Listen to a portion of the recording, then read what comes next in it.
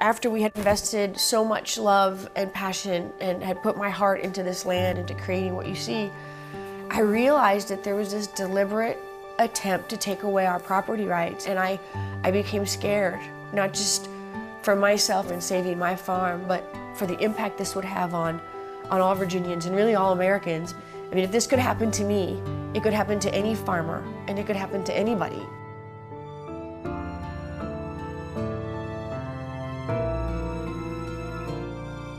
In 2006, Martha Boneta bought a tattered 200-year-old farm in Paris, Virginia, on 64 beautiful acres, an hour west of Washington, D.C.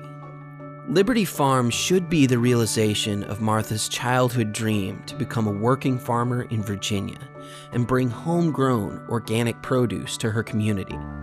But corruption and abuse of power in Fauquier County threatened to put Martha out of business. My name is Martha Boneta, and I grew up in Mount Vernon, Virginia, and my mom always said that we grew up on what was a part of George Washington's pig farm. From an early age, I had told my parents, I really wanted to be in farming. And I would think my parents may have been secretly hoping that I would have abandoned that dream, but I never did. From the very beginning, we ran into almost immediate problems through the county and through an environmental group that made it almost impossible to really be successful. The property had been a neglected part of a massive 1,250-acre estate known as Avoca Farms, which was owned by Phil Thomas, a fifth-generation landowner and real estate developer in Fauquier County. In 2000, Mr. Thomas sold most of that estate, including Liberty Farm, to a private land trust called the Piedmont Environmental Council. When Martha purchased the farm in 2006, the PEC attached a contract called a conservation easement to the deed, permanently preventing urban development on the land through a co-management arrangement with a state agency called the Virginia Outdoors Foundation. We've mostly done our work through conservation easements, which is working with private landowners to help put development restrictions on the land. If you think of property rights as a bundle of sticks, what an easement does is it takes certain sticks and it extinguishes that stick. So when you sell the property or you transfer it to another landowner, they now inherit a smaller bundle of sticks, and it's a legally binding document. Martha's easement was written to prevent urban development and does limit some of what she's allowed to do with her property. But the terms were designed to preserve the agricultural, historical, and environmental value of the land. And that's exactly what Martha wanted to do with the farm. When I saw this farm, I wanted to save it. I wanted to save this barn. It was in tremendous disrepair. It had to be lifted up on hydraulic lifts. The silo didn't have a cap. There were trees growing and vines that had just taken over the barn. We couldn't even have animals here until we had properly put in new fencing and secured the farm. After 2 years of hard work, with the help of Martha's friends and family, the historic Liberty Farm was finally operational again. Martha planted vegetables and raised livestock. She even opened a small rescue operation to help save sick and injured animals in the area. Soon, she had local customers coming to her farm every day.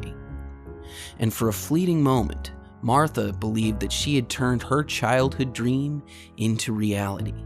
Once she put the signs up and tried to draw people in to purchase things, is where the roads diverged. She began to have the local government come down and slap and beat down for no real reason. Even though it's a barn and we're allowed to repair the barn, we had completed all the proper paperwork. The county would just send people randomly to the barn to see what we were doing. We had actually put up handmade signs on the farm, and in fact, one of the elected officials referred to them as akin to gypsy signs because they were handmade. And the county said that we needed to replace them, and we ended up having to spend a lot of money to put professionally made signs on our farm to advertise. We discovered that our neighbor had sent a picture of an abused horse and had sent it to animal control, the sheriff's department, and anybody that would hear her, alleging that this horse was my horse on my property. Animal control did come to the farm. There was no issue. The Piedmont Environmental Council also began accusing Martha of violating the terms of her easement, and their inspections grew increasingly antagonistic. But strangely, the Virginia Outdoors Foundation, which co-manages Martha's easement, has never had a problem with her. Well, we can only speak to the portion of the easement that we co-hold and that we're responsible for stewarding. But yeah, we've had no issues with her. If there have been issues, we've resolved them. Martha is in complete compliance with her conservation easement. So it is not the conservation easement in and of itself that is the problem. It is the PEC's enforcement of that conservation easement and their twisting of that conservation easement to harass Martha, which the PEC has done ever since. If you are in compliance with your conservation easement and are still being bullied, that is an abuse of power, and this is exactly what the PEC has done. Just so I want to make sure I understand, you want to look inside of my stalls per the... I just want to see the downstairs level. Okay, what are you looking for? Looking for any changes. Well, you're not supposed to be looking for changes. It's very specific. Do you understand why you're here? It's not to look for changes. Changes that could accommodate a residential use. That's not exactly correct. What is it exactly that we are looking for evidence of whether or not this is being used as a residence. Okay, that's what's in the easement. And you need to look in closets. Why don't you look in the refrigerator too? I'm really not, look, I don't want to get into an argument about this. I'm asking if I can look in the closet. It's a yes or no question. It sounded like to me that Martha was being railroaded by something. We didn't know exactly what at the time. The source of Martha's harassment remained a mystery until early 2009, when her bank sent her a letter documenting a series of bizarre inquiries about her mortgage. One of our Board of Supervisors colluded with another party to have my mortgage either called in or purchased. We didn't realize that there was a coordinated, calculated attempt to get us off of our farm. We really didn't understand why we were being attacked from all these different government agencies and what was going on behind it. As Martha looked into the bank's documentation, public records, and emails obtained through a Freedom of Information Act request, she started seeing a pattern of cooperation between Fauquier County Supervisor Peter Schwartz, the former owners Phil and Patricia Thomas, and the Piedmont Environmental Council. Their goal? Rein in this dreadful woman.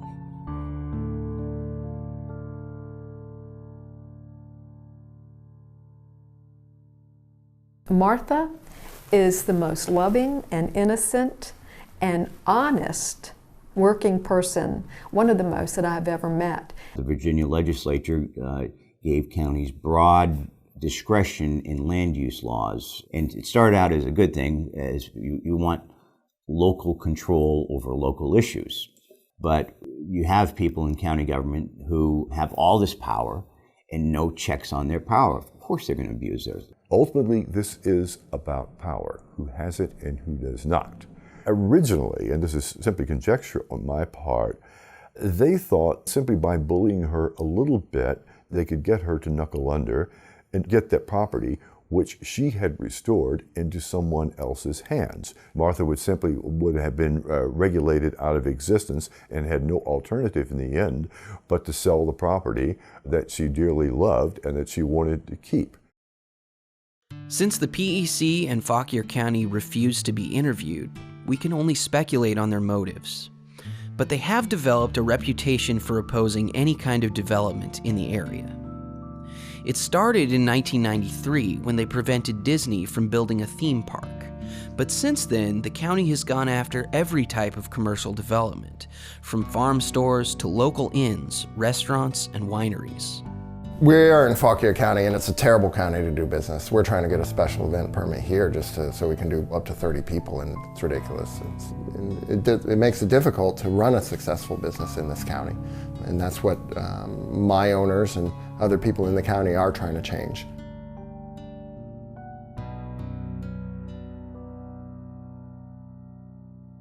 After the failed attack on her mortgage, Martha began to experience increasingly frequent and more intense instances of harassment by the county government in collusion with the PEC and the Thomas family. In April of 2012, Martha was issued a citation from the county alleging 3 different zoning violations. We were found in violation of zoning, which carries criminal ramifications and up to $15,000 a day in violation fees for selling what we produce in this farm that we own. If that wasn't bad enough, they were also citing her for events. And the events they were talking about was a birthday party for 8 10-year-old girls. Why would we need to have a site plan, special exception permit, administrative permit for a private gathering on private property? That's written nowhere in the ordinances. There's written nowhere in the county guidelines, yet the county viewed it as an event. And thereby we would need all of these additional permits and full-blown hearings, site plans that would cost thousands and thousands of dollars. Martha had enough, and for the first time, she pushed back. Her friends and neighbors organized a pitchfork protest to rally in support of her Zoning Board of Appeals hearing. I'm Robin Verity, mom of Guinea Verity, and Guinea is the one that had the birthday party at Martha's. We just sat in and listened to this court hearing, and when they came to a solution, they upheld their original decision that what Martha did was illegal. I'm shocked. I'm absolutely shocked. It's becoming very difficult for small to mid-sized farmers to compete and to survive and thrive in this current environment. There's another 154 farms that do exactly what Martha does. They sell produce off their farms to the individual. But the only person that's been cited for this is Martha. I was totally ignorant that there was anything we were doing wrong, and I guess I wasn't ignorant because I don't believe we were doing anything wrong. Martha is exercising the freedom that we're all given to do what we want on a property. She did it peacefully, she did it properly, and the government has come here today in disgrace. We're going to enforce the law on Fauquier County, and today is just the beginning. Martha lost her appeal, and the fines forced her to temporarily shutter her farm during the peak of the 2012 harvest. You know, we purchased our farm in 2006, spent years building the infrastructure. And then when they came after me, every day of my life has been in fear of what they're going to do to me next. I've been farming in fear. And there were definitely times where, you know, I thought there was no way I could continue doing this. It was sleepless nights. It was, you know, devastating. It was dealing with constant criticism. Every day was a struggle. And there were times when I would really question my ability to continue on this journey. And then I would pray about it. I would talk to my family. And, you know, my mother was always there saying, you can't give up. You know, keep fighting because it's not just for you. Make things better for other people so that, you know, the economic viability on the family farm isn't lost forever. Soon after the Zoning Board of Appeals hearing, Martha's story started to gain traction with the national press. The attention brought in more supporters. As new friends in the area and around the country shared their stories, Martha realized that her experiences weren't unique. Too often the government will step in and crack down on the rights of farmers, whether they're big or small, at the expense of our food production. I mean, these are the people who make our food, who grow our food, who provide us with food. Martha Boneta's case is really an example of what's going on all across the country. And most of the issues we're seeing today involve the key amendment in our Bill of Rights, which is the Fourth Amendment, which says we're to be secure, and that's the key word, in our houses, persons, papers, and effects. In our culture now, we have completely lost the ethic of property. We don't have it anymore. It is now perfectly appropriate for me to tell you what you can and cannot do with your own property. The basest unit of industry that America was founded on was farming. And now all of these rural localities are wanting to do away with farming or to regulate farming. We've had cases where somebody has a single chicken in their backyard to just get eggs or let their kids play with a pet chicken. It's illegal in a lot of places to have that. Newton, Massachusetts, there was a guy who was growing tomatoes in his front yard, and the the government ripped them out. I think the same thing has happened in places like Michigan and Florida and Tennessee. I can't think of anything more ridiculous than telling people they can't grow their own food. The American dream on small family farms for the family farmer has become almost impossible to achieve. There are federal regulations, state regulations, county regulations that are endless, miles and miles and miles of red tape, and completely unrealistic in a rural agricultural community. And what's happening is that, you know, younger people that want to get into agriculture, they want to homestead, they want to farmstead, they want to bring back so much of our beautiful heritage, our rural agricultural heritage. They're finding that they're stopped before they can even get started. You know, this store is a extension of my farm. I have Mount Airy Farm. If the government wins against Martha, that means I can't sell. And this county has a lot of little farms that people go to do the same thing. They go to the farm and they buy their raw milk, and they buy they don't buy the raw milk. They go and pay the fella for their cow. Yeah, you better don't put that on there. They pay their share in their cow and pick up their raw milk for their pets. There you go. The officials are saying that Martha can't do that, then so why is anybody else any different? As the industrial sector became neighbor unfriendly, then people looked to the government for relief, for remediation of things they didn't like to see, didn't like to hear, didn't like to smell. And so zoning grew out of a mindset of ordering the unsightly stuff over here. And as soon as we order the unsightly stuff over here, then of course, you know, that pendulum never sits in the middle. Then we began trying to order everything to the point where now, you know, the 1,500 square foot residential houses can be here, but we don't want them to intermingle with the 1,200 square foot houses. And what you have then is increasingly segregated, schismatic tension in the culture as opposed to integration. People come out because they want the fresh air and the sunshine and the wide open spaces, but they don't want what goes with it. And they don't understand. They think food comes from the grocery store. Politics is all a matter of numbers.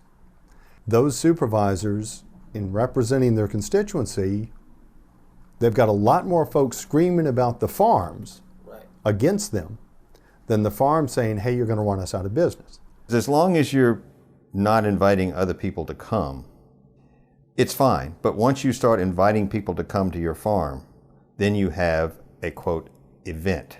And that's really where the rub is. They don't want people coming. You know, it would be different if this were an inner city area with townhouses or homes close together, but we're literally surrounded by thousands of acres of farmland here. And it speaks to a larger issue, and that is of, you know, we wonder why we're losing our small family farmers, and if it's not from over-regulation, it's from, you know, communities being forced and pushed out because of these kinds of situations. And it's really heartbreaking because, you know, this is really the fiber of our nation. It was built on small family farmers. After shuttering Liberty Farm, Martha knew that the only way to save her dream was to take her case to Virginia's General Assembly and advocate for a bill that would protect the rights of farmers across the state. Well, last year there was a bill that came before the Assembly. Delegate Lingenfelter carried it, and it quickly became called the Boneta bill. I've talked to several legislators. They have never received so many phone calls about one bill than the Boneta bill. And it crossed political lines, too. We had Democrats and Republicans calling in. It made no difference. I believe that this is a nonpartisan issue. I think that property rights and the ability to make ends meet and the ability to be entrepreneurial and to work hard is really at the cornerstone of being an American. House Bill 1430, otherwise known as the Boneta Bill, was an amendment to Virginia's Right to Farm Act, which clarified that the law included the right to commerce on private property. If passed, it would mean that local governments no longer had the power to prevent farmers like Martha from selling their products or from inviting customers to visit their farms without a special permit. The Boneta Bill faced immediate backlash in the legislature, and the personal attacks against Martha escalated. It began to get pushed back before it had even been filed as legislation. It was just drafted. I saw that the bill that she had originally was going to give so much power to the farm, quote unquote, over local government, that I saw the local government's reaction to be, we'll just do away with farm zoning. In the process, we'll do away with land use taxation. You know, and if you push anything too far, there's usually a push back from the opposing side. We found out that one of my elected officials, Peter Schwartz, had openly disclosed the private content of my IRS filings, that I was the subject of an IRS audit, to the community. And I was shocked because I hadn't received an IRS audit. And at first, my reaction was how odd that was. And I thought, wow, they will really say anything. Lo and behold, we received an IRS audit shortly after it had already been disclosed to the public from one of my elected officials. Regardless of that it was irrelevant to the zoning issues, he was using the IRS audit in the context of trying to persuade me that Martha is a bad person. It was, like I said, shocking to me, and Peter's a lawyer. First of all, how is it even possible that an elected official is privy to the tax returns that I file, and then to disclose it publicly to others is shocking and terrifying. It's something that I struggle with every day. The IRS audit itself has been like nothing I've ever experienced before. What's very unusual is that in my audit, questions that were asked were nowhere reflected in my IRS documents. They were directly pertaining to the complaints in the county. While Martha dealt with the audit, Fauquier County sent a paid lobbyist, Eldon James, to fight against the Boneta bill at the State House. The county's efforts worked. The Boneta bill failed in 2013. They came up with a legislative trick. You could pass the bill with the reenactment clause, which meant it would take a year for it to be worked on and come back again. And so all the people in the House got to say that they passed the bill. Then it got to the Senate, and in the Senate committee hearing, only 4 people voted for the bill. So it died there. You know, this reaction was so visceral for people that were farmers as well as consumers. All of that energy, and then to have the bill defeated, was devastating. It was that glimmer of hope that we all held on to and thought, you know, perhaps if this bill passes, we won't farm in fear anymore, and we will be free to prosper and be productive, and the community would have access to more locally produced goods. It was a disappointing setback for Martha and her supporters, but there was still a chance to change the law. Martha's activism brought her an invitation to join the Virginia Department of Agriculture's On-Farm Activities Working Group. Ms. Boneta was one of the stakeholders on the group, folks from other independent farm organizations. Farm Bureau was there. Local governments had a seat at the table. And as a result of that work group, there were bills introduced this year. That's when I met Martha. And that's when I offered to privately meet with the Farm Bureau, who had crafted a bill. And pretty soon, within about 4 to 6 weeks, we had a bill that everybody could agree with. And that just about guaranteed passage. This time, delegates like Bobby Iraq, who had rejected the first draft, supported the new Boneta bill. And when the legislature voted on it again in March of 2014, it passed. It was one of the greatest days of my life. For myself and my family, but also for the community that had spent 2 years taking time away from their families and their homes and their jobs. The people that made this possible, I don't know how I could ever thank them. I think I could probably try every day, and it wouldn't be possible to thank everybody that made it possible to move the ball forward just a little bit. My immediate reaction was just complete thankfulness, very sincere, heartfelt thankfulness. It was a victory for, you know, the the small family farmer, and that hadn't really happened before.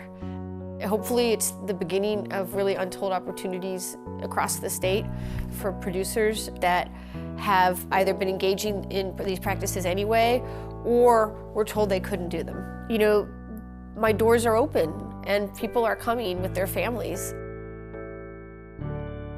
To have a little plot of land and to take in rescued animals and grow organic vegetables and do what you want to do on your property, not to bother anybody, but to be left alone, to provide a little bit of enjoyment for the community.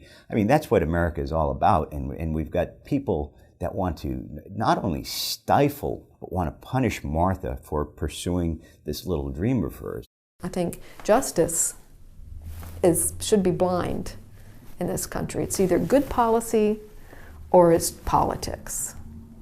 And I think it's good policy to open up the farms and create more opportunity for people in the rural areas where employment is so low, and it's something that we want to promote. It's good. I think it's very important that we allow small farmers to flourish rather than be under the heel of local government that doesn't want them to do what they want to do. My family didn't realize, we had no idea what was going on behind closed doors. We did not know that there was this force with the intention of forcing us off the farm. We had no idea. We thrive by lifting others up, not by pushing them down. You know, I know what it's like to be shut down. So I think that those fears will always be there because I've experienced them. But at the same time, I know that we can make a difference. No matter how many times the government tries to shut you down, to just have the faith and the courage and the hope to keep going.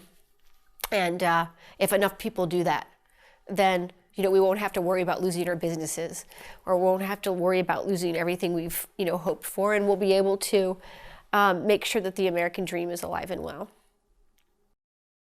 I don't wanna be the one left standing. It's as simple as that. I've been standing on my own 2 feet now for a long, long time.